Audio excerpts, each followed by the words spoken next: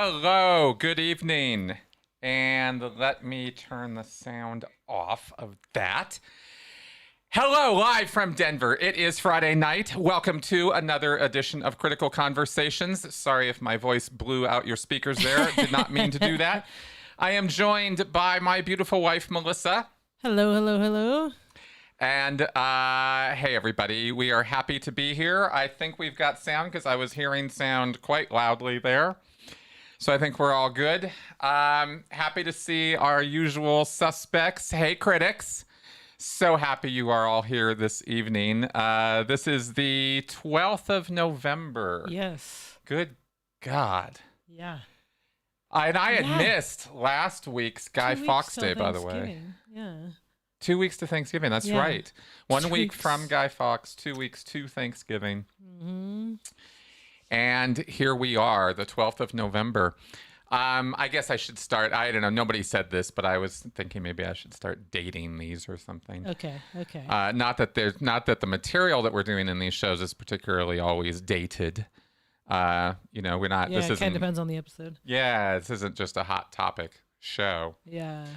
Sometimes we talk about things that are going on in the world at large at the time that it's going on, but often the stuff we talk about is more broad on purpose, to try to include more and make it more evergreen. So a year, 2, 3 years from now, people can still come back and watch these shows and they're still relevant.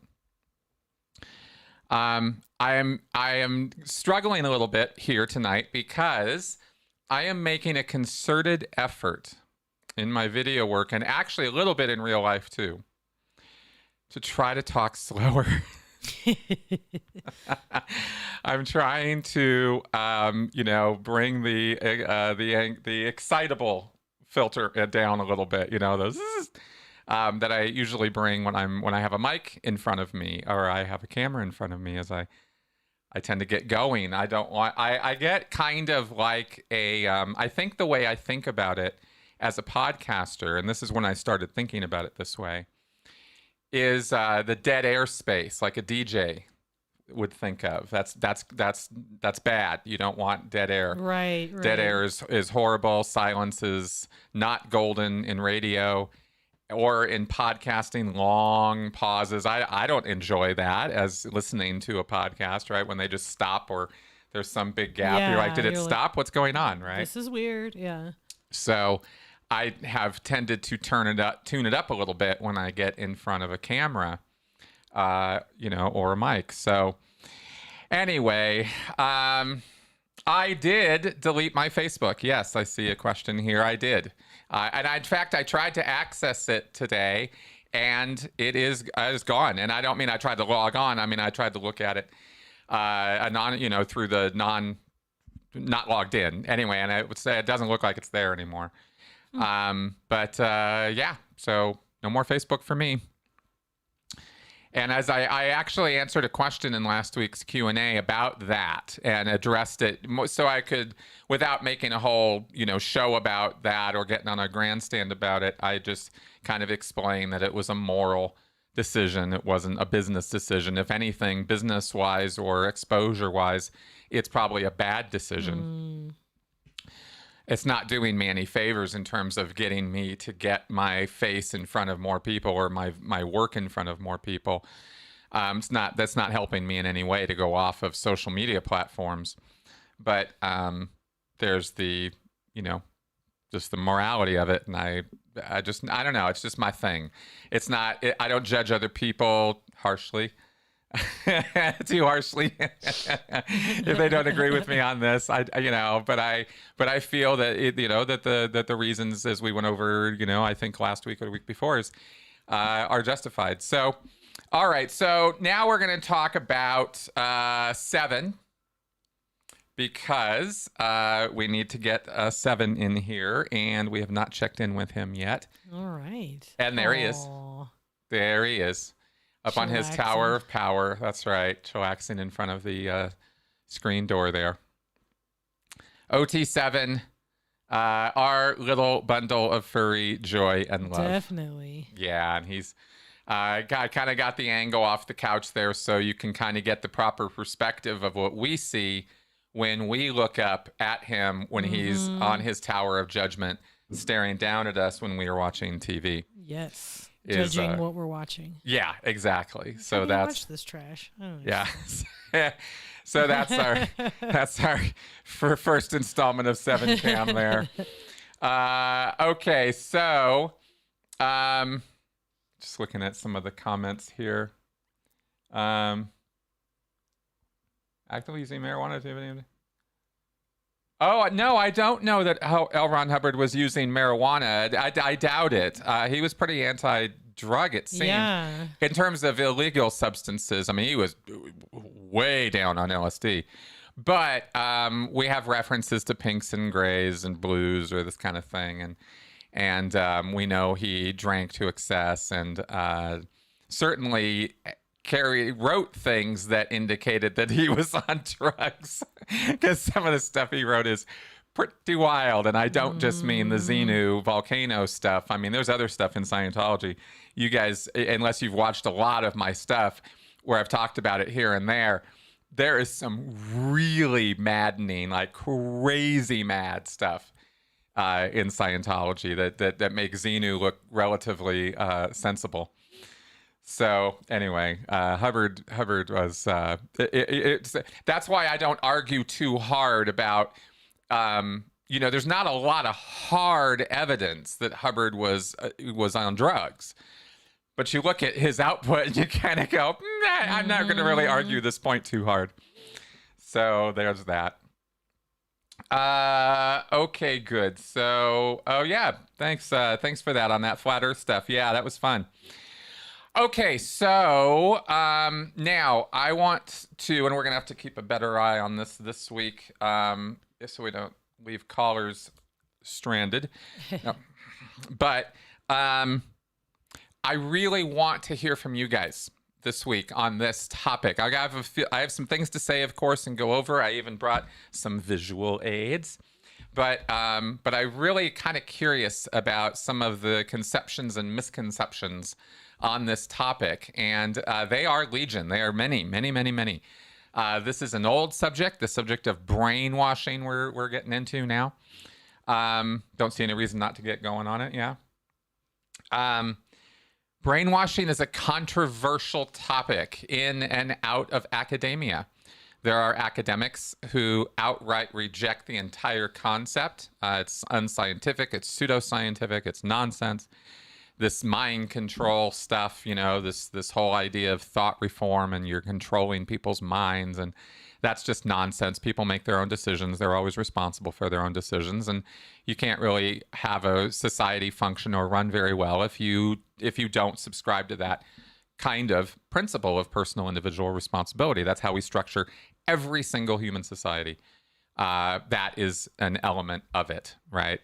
If it's to succeed. So how can we then justify or rationalize this whole idea that, some people or some nefarious groups have some kind of hidden special talents or techniques that allow them to control the minds of others? And this is where the dialogue is already losing touch with reality, with what the reality of what thought reform actually is, because it's not a Manchurian Candidate situation. You're not inventing little mental pawns that you can control on a push button basis. They don't sit you in front of a video screen or show you clips and put like the subliminal messages. Yeah, subliminal messaging, or play Frankie Goes to Hollywood while Will Ferrell dances in front of you in kaleidoscope patterns. While they beat on your head with pillows as they command you to assassinate the Prime Minister of Malaysia or whatever that was from Zoolander. I absolutely loved that scene. I thought that was it's just the most perfect representation of what I see some people think brainwashing is, or what thought reform is when we talk about this. And then they extend that to coercive control, because it's another term and it's technical and it sounds, what? And so they think it's all just some kind of fantasy. Well, it's not. But the reality of it is not anything like Zoolander like the Manchurian Candidate, where you can somehow hypnotize somebody and then they go home and, assassinate their family or, assassinate the president or something. And the reason why I, of course, need to say all this to begin with is because we have to demythologize it before we can kind of talk about what it is. Otherwise, we're just kind of trying to go in over the top of all this other nonsensical information that people have about it, Yeah, doing my best to define my terms as I go here. Yeah, and no, I have not done a podcast on the Rittenhouse trial. I sent some tweets on it, but I'm not going to get into the whole podcast on Rittenhouse. At least not right now. Not until I have a better concept of the bigger picture of that. I have some ideas connected to it that I think are more in the area of the broader case of rights and responsibilities and that kind of stuff that I also like to talk about, but I want to flesh those out fully before I address that. So, yeah, absolutely. I've heard of the Patty Hearst case, and the Patty Hearst case is exactly the kind of thing where we see a more realistic example of a very extreme case of somebody, flipping sides. I mean, this kind of this is also sometimes referred to as Stockholm Syndrome. This idea that a bunch of bank robbers went in, took over a bank. They were there for a long time, like days. And during the course of that time with those hostages, or a couple of the hostages, heavily started sympathizing with the kidnappers and siding against the police who were trying to get them out of that situation, because the kidnappers were feeding them all of this information. They were talking to them nonstop about why the cops were bad and why they were good and why they were doing this and how they were justified and rationalized and, committing this armed robbery and hostage taking. So some people fell for it. That's basically what happened. And they called that Stockholm Syndrome because it really stuck with these people. And given trauma bonding and the nature of attachment theory and stuff, we have explanations for that in psychology now that make some sense, but they're a little deep, and we don't have to talk about all that right now. It's just, but it's interesting because that is a good example of the kind of thing I'm talking about, where it's thought reform. It's a really great term. And it's a term that Lifton came up with, thought reform. You are reforming a person's thoughts. But what you're really doing is you're getting them to do that. You're giving them indoctrination and information and propaganda. All these words we use for deceptive, false information, or curved, spun information. And you can, of course, include physical inducement, stuff like that. We'll get to that.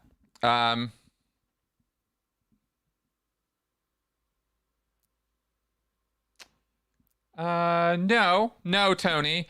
He asks, does the victim have to believe the reformed thoughts are their own, quote unquote? Do they have to accept them as their beliefs for it to work? Yeah, they do have to accept it as their beliefs, for sure. Like as a Scientologist, I was fully aware that the ideas that I was carrying around in my head were originated by L. Ron Hubbard. They weren't my own. However, in the course of being a Scientologist, actually, it's a good question you asked, because in the course of being a Scientologist, Hubbard said it really only sets in and is really real for you when you make it your own. And that, of course, meant that we were sort of assimilating it into our own headspace and sort of resolving what these things meant for ourselves.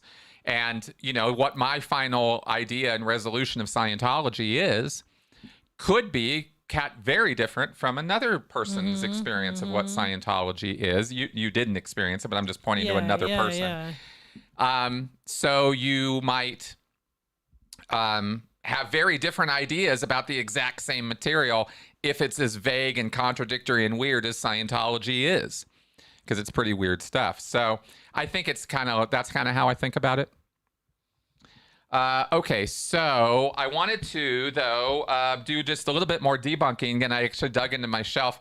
I haven't managed to pull this thing out in a while. I did a whole video about this. This is the Brainwashing Manual. And you guys are going to laugh. Okay, so this book is a published book that I bought on Amazon. Wow. I think about two or 3 years ago, because I had lost my old copy of it. I had a copy of this that I had gotten from the Church of Scientology. I had actually gotten the hard copy of it when I was on a mission up in Seattle. And I'd seen it, and I was like, oh my God, because I hadn't seen it since, in a long time. And then I found out after I got out of Scientology that this book was actually written by L. Ron Hubbard. Oh, wow. Yeah, 1955, 56 or so. And there's a whole story on it. This is chronicled on Tony Ortega's blog. You can look it up. If you Google, Brainwashing Manual, L. Ron Hubbard or something, Tony's article will come up. I think Chris Owen did some pretty exemplary historical put together work on how that happened. But L. Ron Hubbard wrote this thing, pushed it off as though it was written by the Soviet Union, by principal figures in the Communist Party. And that this book was an operator's manual for how to destroy the United States.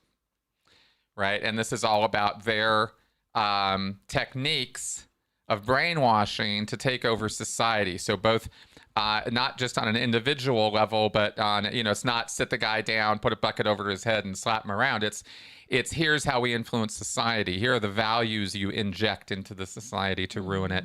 Here's economics and how we take that apart, just piece by piece. And you can see this is not a really big deal. And but reading it, see, when I was in the Sea Org, I didn't know this was, it reads an awful lot like L. Ron Hubbard, though. Which was weird, because I was like, there's some things that are said in this book that are absolutely like Scientology's almost. He doesn't say ARC triangle or anything, but really, when you're familiar with how Hubbard talks and how he writes, which you can't help but become as a Scientologist, then it was a weird thing. I don't know, as I sit here right now, how I made that make sense to myself. I mean, it's so obvious to me now that I can openly acknowledge L. Ron Hubbard absolutely wrote this. His style is all throughout it, So that was actually this very weird cognitive dissonance thing I was experiencing when I was in the cult. Yeah, Well, what's going on is what's happening? Someone's trying to say that, like, the left is super brainwashed, right? But then everybody else is saying, rightly so, that both sides have problems. Let's be realistic. Neither one of them is perfect. We're all a little brainwashed, no matter what side we're on. So, well, here's the thing. Okay. Well, let's jump a little bit to the chase on this then, because to address this point, okay. Because there's a scale, there's a spectrum of influence. Okay, this is really important that people understand this. Influence is not a black or white thing. Hardly anything in the world is a black or white thing. But this is truly a spectrum. How do you go about influencing somebody else? In order to actually answer that question, at the end of the road of that answer is thought reform. It's an extreme end of a spectrum that begins with just talking, just communicating. Hi. It doesn't even have to be verbal. Just wave your hand at somebody. You're influencing them if they see you. Yep. It could be as light as that. And so you go from that all the way over to, beating on them with a stick to get them to change their mind about something you want them to think differently about. And that can work quite well. A cudgel will get people to say exactly what you want them to say. What they think is a whole different matter, but but that's why it takes time to work people over. So on this spectrum of influence, I'm not totally keeping up with this, but just to kind of address what I think is happening, there is education, more over toward the good side, or the not so extreme side, right? As you have information, education. We provide public education. This is a pretty different experience for people across the spectrum of the United States, from the left to the right, in terms of where you grow up. geographically, public schooling in the South is probably pretty different experience from public schooling in the Pacific Northwest. Yep. Same basics kind of get covered, but, sometimes in vastly different ways. The moral values of our nation across this vast country of ours change radically from one place to the next to the next. So where you grow up is going to determine an awful lot about what value set you bring to life and to that education that you get. Good, bad, right, wrong, sideways, not the point. Everybody's got all these different things influencing them as they grow up. Then we get into politics and the value sets that get associated with politics, and we get influenced by that. But these influences are almost wholly choices that we're making along the way, or they're information that we are allowed to make choices about. When it's that level of influence, when it's educational, when it's informative, when you can, give or take it, then you are able to make choices about that. That's not brainwashing. That's not thought reform. Using deception and lies all by itself doesn't necessarily make something thought reform or brainwashing. It's the level, it's the magnitude, it's the spectrum of it. That's how we should be thinking about this topic. And that was sort of what I was going to kind of end with, but I jumped to that to address that. Is this addressing this at all, or are we? Like, kind of, yeah, it seems like it kind of is reading this comment here. Okay. Because people get up on a tear, and I certainly have joined in this chorus as well, about academia influencing people left or right, that there's a disparity in the ideology of academic professors. I actually do kind of see that could be a problem, and given the way that education is done in universities these days, I have, I can get on a soapbox about that. So I'm not saying that that's not any kind of a situation, but it's not a brainwashing situation. It's not a thought reform situation. You have to factor in the other thing that goes along with these extreme levels of influence is that there is coercion involved. It stops being a matter of informed consent and choice that the person has over whether this is something that they should or shouldn't be thinking. And it doesn't necessarily have to be physical punishments in order for it to be coercive. No, you'll be kicked out of the group, or I won't talk to you anymore. Exactly. Right? You can have social repercussions. You can have professional repercussions. We're all influenced all day, every day by our professional repercussions or consequences. You don't show up for work. Well, you can make that choice, but there are consequences to that, right? And you're going to have to suffer those consequences. So that's the balancing act we all play, and that's the interplay of life. That's not some, systemically speaking, at least, that's not some oppressive environment that you're sloughing through. The specifics of how you get treated in those environments is what can make them so oppressive. So, okay, so it's when things start getting coercive is kind of where I wanted to go with that, because there have to be reasons. People have to have reasons to change their minds. Yeah. And the reasons are rarely because other people are randomly telling them on social media how wrong they are, right? You do have this double down effect that occurs in people's minds when they're told they're wrong, and they feel safe to speak up. They feel that they're in an environment where they have the choice to speak up. Then they do. They go, I'm going to double down on this. Now you're wrong, I'm right. But what about when the environment, for some reason, becomes threatening itself? The circumstances, the context of the person's life. It's not okay to think this way for some reason.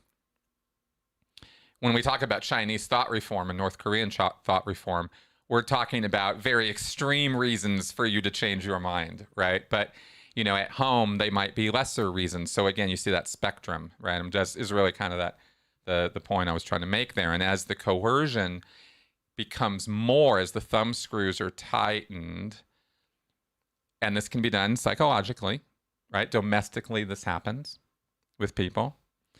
This is actually being enshrined in law now in the UK, is this concept of coercive control, an ongoing campaign of isolation, manipulation, and control of a person's life. And this is being applied in domestic situations. That's how that law is being utilized. It's not being directed toward cults quite yet. It's not really written for that. It was written to counter domestic violence. And domestic violence is that in order for there to be a domestic violence situation, you're going to find a pattern of coercive control leading up to or being involved in that violence. The psychological mechanisms that go into play to control somebody, you know, to make them feel like they're the one who are always at fault, and you're always the victim, and you deserve all the attention and they don't deserve any, and all the psychological manipulation crap that goes on. We all see that. We all know about that. Documentaries and dramas live on this. Soap operas live on this at a little bit of a lesser scale. There's a certain level that's acceptable, but then there's a level where it's not acceptable, where you tune it way up. And where you're actually getting away with things you have no right to get away with that individual, right? You're overwhelming their ability to think. Yeah. Right? You're either through emotional blackmail, psychological blackmail, right? Real blackmail, or threats, physical threats of punishment, threats to others that they love to punish them if they don't comply, right? Withdrawing their livelihood if they don't comply.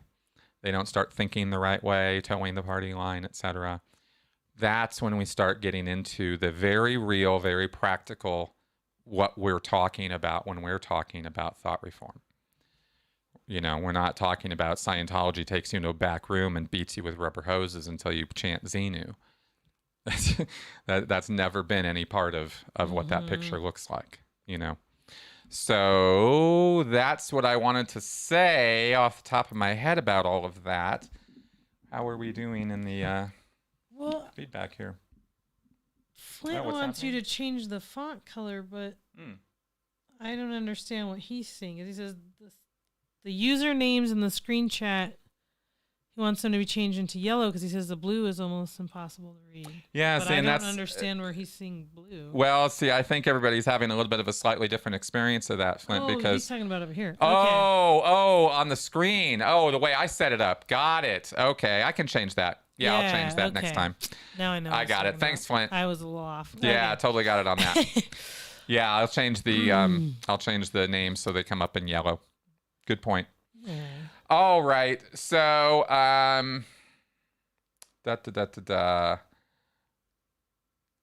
All right, good. So that was basically, those were some of the key points I wanted to make about that.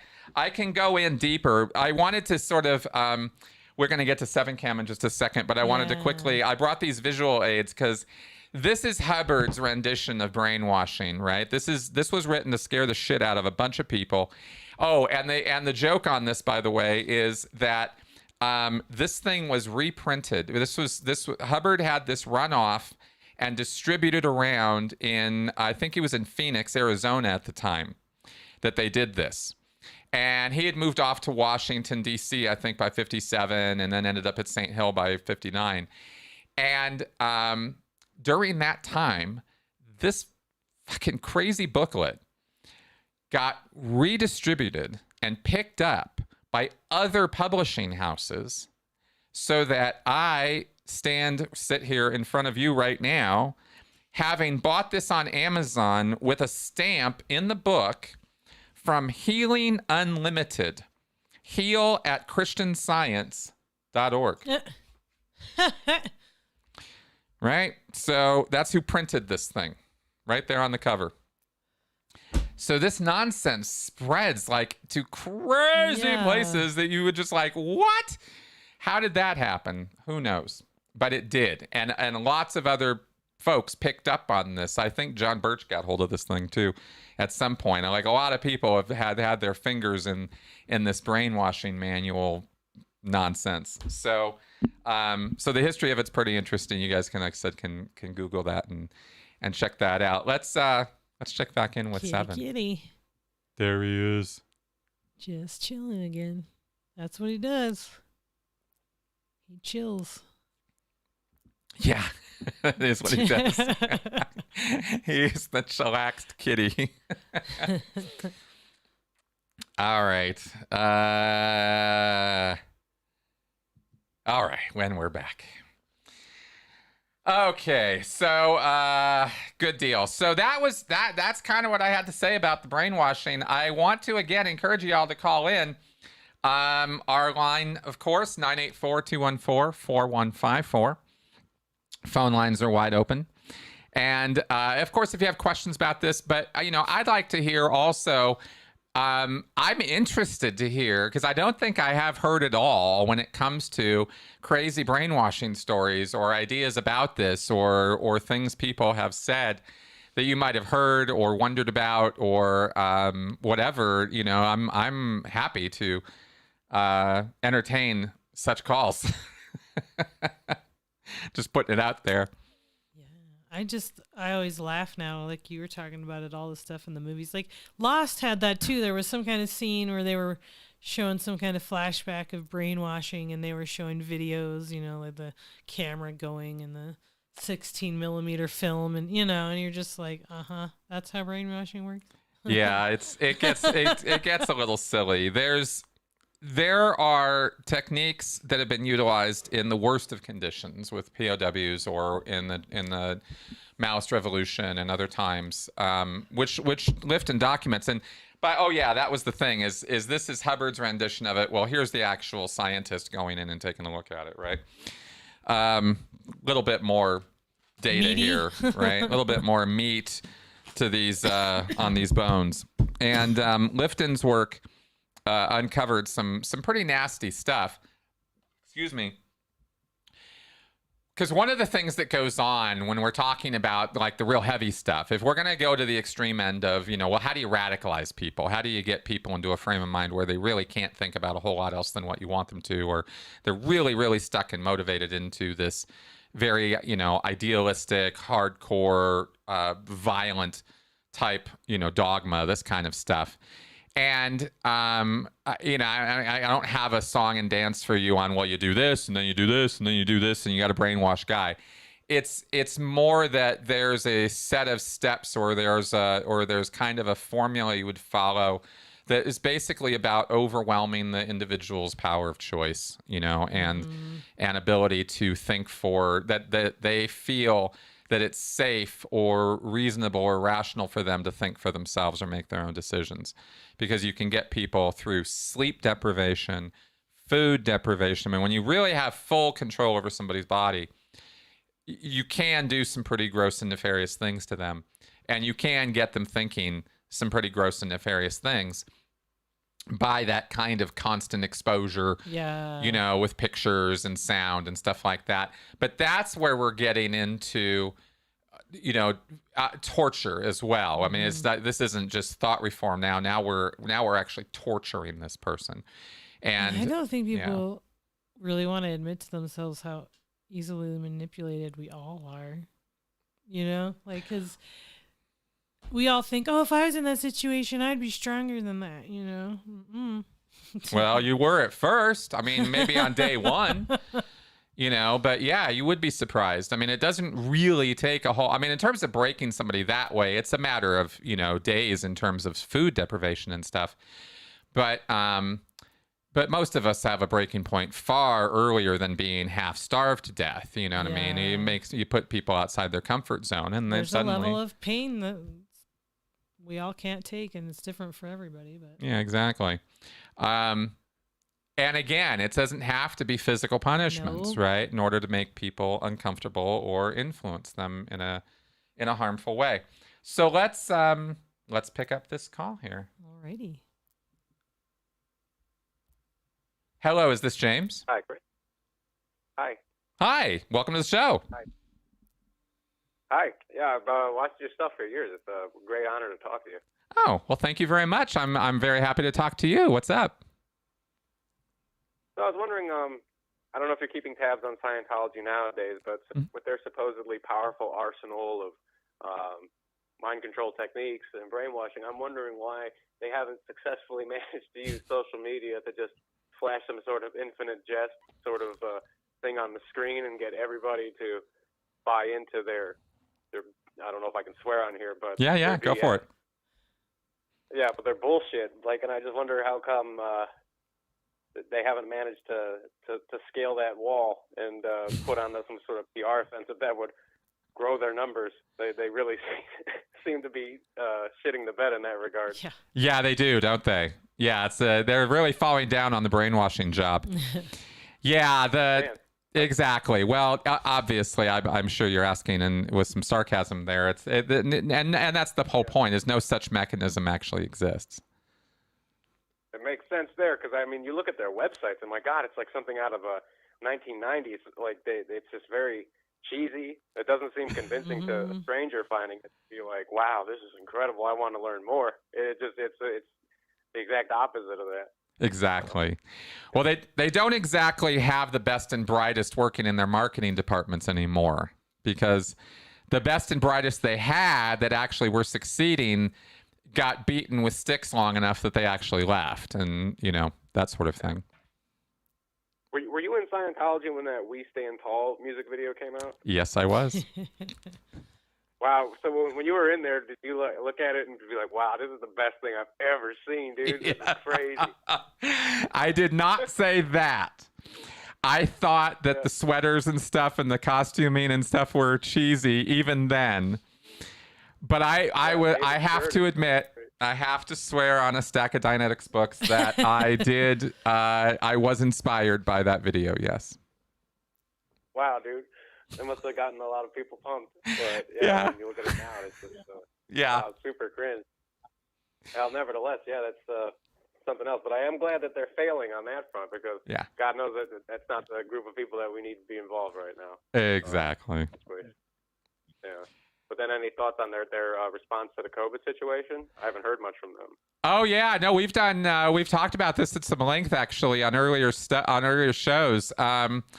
It appears from all the evidence to hand that Miscavige is pretty paranoid about catching it, and everybody in Clearwater, Scientology-wise, I mean, is masked up, and even the PR people even wear gloves. Wow, dude, I wonder how auditing works when they're masked up. You're right. I don't know. I wonder too. Yeah. I wonder if they distance themselves, because usually the auditor's behind a desk, so you could measure out about 5 or 6 feet and say your social distance and take your mask off, I suppose. The objective auditing is where you'd run into trouble, where you have to be right up on the person. And I don't know, maybe they run them masked. I hadn't really thought about that. Maybe they do at Flag. Yeah. Maybe Miscavige has to get people COVID tested before he beats them up. Yeah, maybe. Yeah, I'm pretty sure that because he is in the target demographic for COVID from day one, right? Is that like 60 to 70-year-old heavy alcohol drinker, So I think he's really scared of getting it. Wow, that's amazing. Well, wow. Nevertheless, it's an honor to talk to you. So you keep doing good work. Thanks, man. Thanks for calling in. Peace. Bye-bye. All right. Good times. What is this that? ought to be interesting. All right. Well, I guess we'll check it out. Hello, you were on. Hello. Oh, hi. Hello. Yeah. I know the clock has just went back, and I thought I'd make the effort to call in today since I missed last week. I thought the clock had already went back, and then I saw the topic was an open mic night, and I'm like, shit, I missed that. Yes, yes, that would have been perfect. But hey, what you got? Yeah. Brainwashing. Oh, yeah, What do you think? Yeah. Well, I've got a couple of things. The first is, about the obvious examples of North Korea and arguably modern China. The first thing is that if you ask the average person on the street to imagine what North Korea looks like, they would imagine something closer to 21st century China, which is cameras everywhere, facial recognition, police monitoring the internet, and all of that. But that's not what North Korea is, according to Brian Myers, who's a North Korea expert. The North Koreans don't have security cameras everywhere. They barely even have police breaking down people's doors. The reason they don't have that is because they don't need it, because people have been brainwashed from birth to not even think the thought that would get them in trouble. Exactly. Which is why we constantly say that if Scientology were represented as a country, or what would Scientology look like if it took over a country, we say it's North Korea. Yep. Because when you get people to become their own jailers, you've got the perfect prison. It doesn't cost you anything, You do, yeah. And I think it starts with the education, and it's one of the reasons I think why did the Republicans win Virginia, because education was a major issue in the polls, and Terry McGowan's campaign said, no, your concerns are imaginary, not okay, we don't agree and this is why, or this is how we can address your concerns, don't vote for that guy. Your concerns are imaginary. Or worse, you have people calling them domestic terrorists. So why would they vote for you? Especially now, I remember you did that thing about study tech. Of course, education is a huge issue. Children are literally the future. Yeah, exactly. Education is, well, clearly, and it's connected with, education, and we should say also fear-mongering about education. Because, basically what they've done is terrified the hell out of a bunch of parents. And parents naturally, you can't get more online with somebody's emotional resonance, you could say, right? What is it that's important to them at a core emotional level? Their kids, Yeah. And so if you start putting, if I threaten dad or if I threaten mom, that's going to have, X level of influence. But if mom and dad care about their kids and I threaten their kids, it's going to be 10X level of influence on them, Absolutely. Yeah. But I have to dispute the idea that it's all fear-mongering, not least when the Virginia Department of Education website literally had the phrase critical race theory on it at least 3 times on where it got some of its educational ideas from. You can't say that it doesn't exist or that it's not being taught and literally have it on the website at the same time. Right. And the other thing I'd like to talk, if we've got a minute or two, is about what you said, how do people go down the rabbit holes? Well, I think that people go down the rabbit holes because they see a topic that they are concerned about and it just gets completely blacklisted from mainstream media or from social media. The big one today has to be opposition to vaccine mandates, for instance. Now, if opposition to vaccine mandates or stories about that are I'm going to cut you off for a second. Hold on. I can barely hear you. I need you closer to the speaker or something. Okay. Is this any better? Yes, significantly. Thank you. Okay. So how I think people fall down rabbit holes is when people's legitimate concerns, and I think there's legitimate concerns about vaccine mandates in 2-tier societies, Well, if you banish that from the mainstream media, or anyone who promotes so-called misinformation gets banned from mainstream social media, the ideas don't go away. The ideas get pushed into fringe channels. So if I'm watching CNN and there is a broadcast on concerns about the COVID vaccine, what's going to be the next thing on CNN? It's going to be mainstream normal news. If I can't find that on CNN and I have to go looking for that somewhere else, and I find it on a conspiracy website, well, what's going to be the next topic? It's going to be about aliens or QAnon. Right. And what happens if I don't turn the TV off and I keep watching? You could have kept me out of the rabbit hole by not implying, well, not even implying, making it very clear, that you don't believe that this topic, which has a lot of mainstream interest, is worthy of the mainstream media. The demand for it is still there, and it's going to be met somewhere, and it's incumbent on us to make sure it's not being met by conspiracy theorists. I agree. I agree that it should not be conspiracy theorists that we are getting our information from, Yes. and or even filtering it through. Absolutely. I think that we have let me ask you this real fast, and then I'm going to let you go because I have another call in the queue. And that question is, and again, speak into the thing because I started to lose you again as you were talking there. Okay, yeah. Oh, there we go. Thank you. I'm thinking or wondering whether it might be possible to categorize the news somehow, kind of like we used to do in newspapers with editorials versus actual news. Yeah. So that we could clearly like frame it on the screen. This is somebody's opinion. This is not news. Nothing here is factual. You know what I mean? Kind of thing. Yeah, this is not a verified fact. Yeah, I think that could be a thing. And I think that would help. It's like if Twitter wants to post notices that content about COVID vaccines might be misleading, that's fine.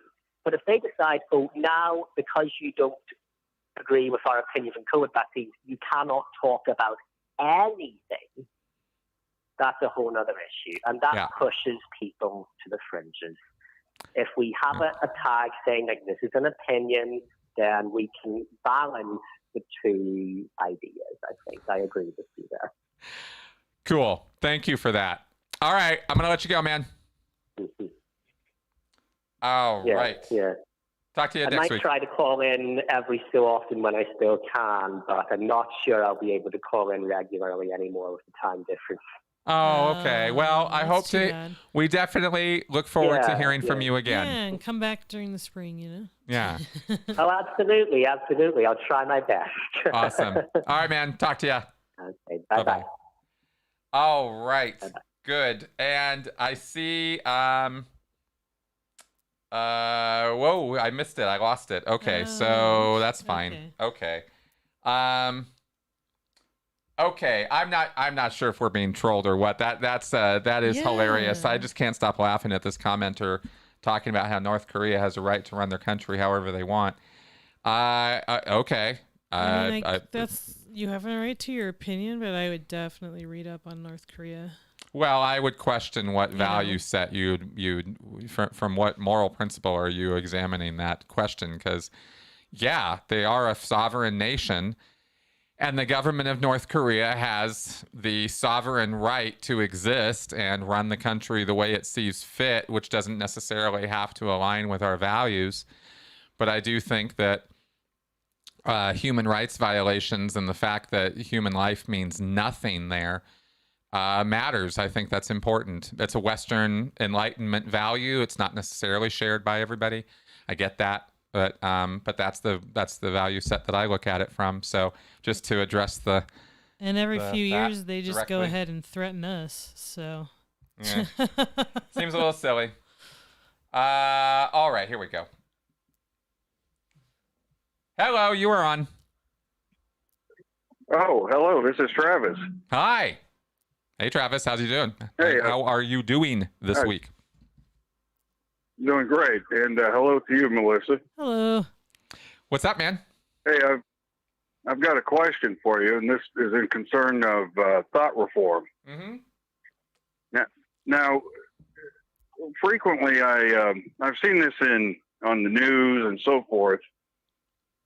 Frequently, I've noticed on the left that if somebody disagrees with a particular position, they get called names like racist or misogynist and so forth. Yeah. Now, the right may do this too. I don't want the viewers thinking I'm picking on anybody specifically. Yeah. But I think the left is very good at shutting down any type of opposition or discussion otherwise by using this type of terminology. And I think it's inappropriate most of the time. I would tend to agree with you at this point. Yeah. Okay. Okay. So does that qualify as thought reform in your mind, or is that something else? No, that's social influence, and there is educational influence there, as we see at the higher levels of education in certain ways, right? With this, wokeism and this kind of crap, but it's just people, I mean, people have different ways of dealing with opposition, and a passive aggressive stance is to name call, right? To label. It's a move toward trying to other people, to get others to shun them. It's a way of trying to gain social credibility. So it's I see it through a social lens more than I see it through an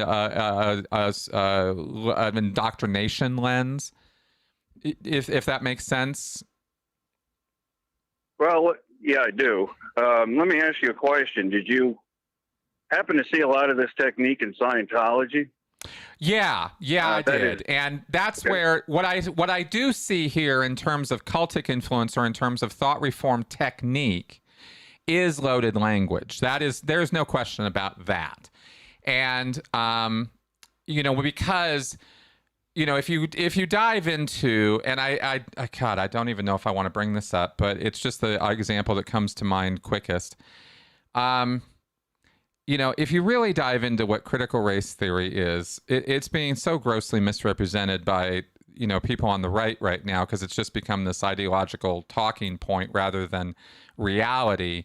But on the other hand, I run into so many people who are pro critical race theory, pushing critical race theory, think critical race theory is wonderful, and they really don't. You talk to them about it, they have no idea what it is. So that's very confusing to me as somebody who has really gone and dived into it, right? And the reason I bring this up is because what's come out of this is a redefinition of the word racism.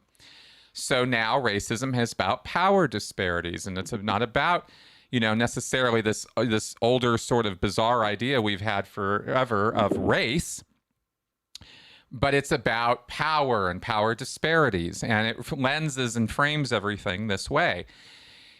And so racism is now redefined a very, very different way. And then we get this white fragility nonsense and all this other stuff coming from these redefinitions of terms. And this becomes almost Orwellian in terms of how some of these words get redefined. And so that's what I see there.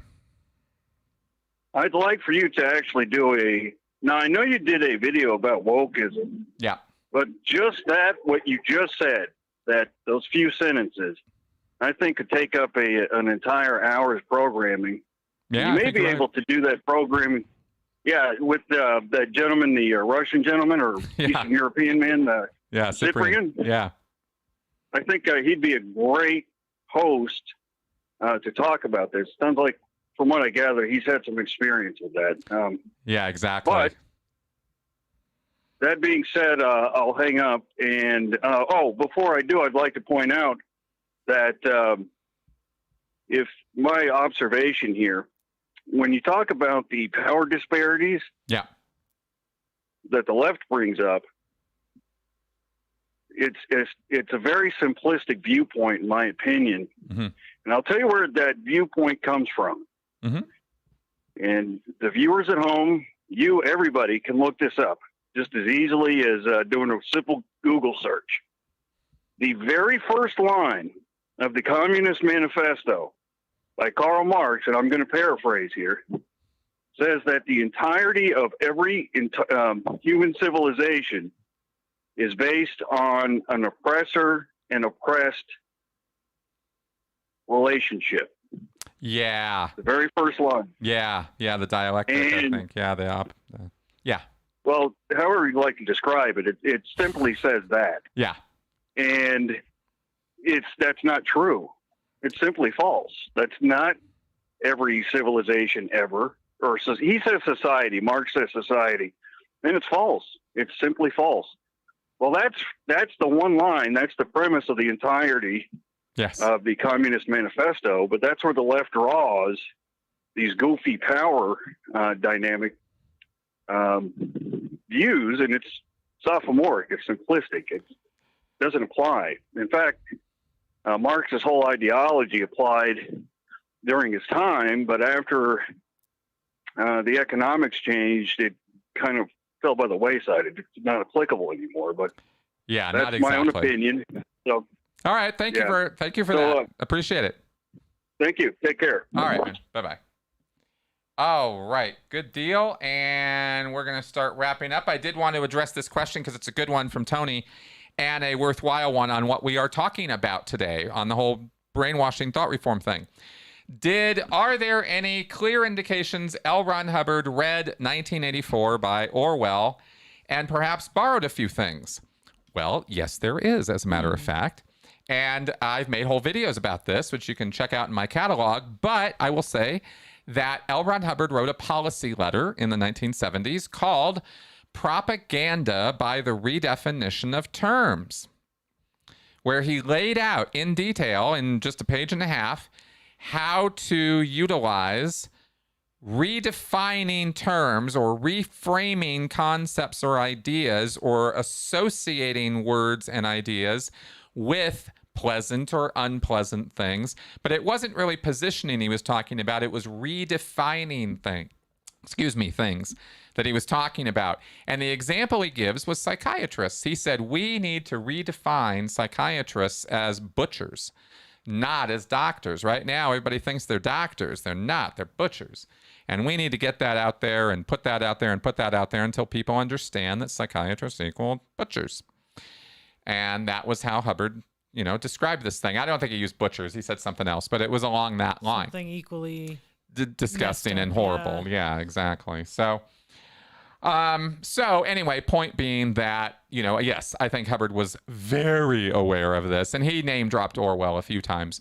I don't think he actually name dropped him in that policy, though, because he was literally adopting something that Orwell said was wrong to do. And he was going, we're going to do this. Absolutely, we're going to do this. This is a wonderful technique. This is a great PR mechanism. All right, now we got to wrap up. So very quickly, we're going to wrap up with this. I had a quote and stuff too, but we're not doing that now because you guys just made me talk too much. Made you. Yeah. You all made me do this. All right, so she's picking our logical fallacy of the week card. Oh, one of my favorites, Dunning-Kruger Effect. Ah, wonderful. Okay, you guys, Dunning-Kruger. The more you know, the less confident you're likely to be. Okay, and this is a bias, right? The Dunning-Kruger effect it biases how we think. Because experts know just how much they don't know, they tend to underestimate their ability. But it's easy to be overconfident when you have only a simple idea of how things are. Mm-hmm. Be skeptical of very confident opinions that lack expert understanding. Okay, so listen to me when I talk about cults. I kind of know what I'm talking about. But when I start talking about, sports, yeah, certain aspects of art history, I don't know nothing. I got nothing but opinions on that. Okay. Cool. Yes, you can. I wish these guys, I wish they'd reach back out to me. I reached out to those thinking guys to try to get them to sponsor the show. I love these cards. I think they're great. Okay, podcast this week. I have an interview this week. Actually, it's kind of a back and forth with a woman who is actually an ex-Moonie who is doing the coercive control program that I'm doing. She's actually just started her program. So we got to talk a lot about that and about how education has helped us and stuff like that. And then, of course, regular critical Q&A. It might be live this week. I haven't decided yet. It's time for it to be live, but I'm not sure. So we will see. All right. So, hey, what a wonderful comment. I will okay that. And with that, we are going to get going. Thanks for coming around, guys. We really appreciate it. Love the support. And we will see you guys next week. Good night.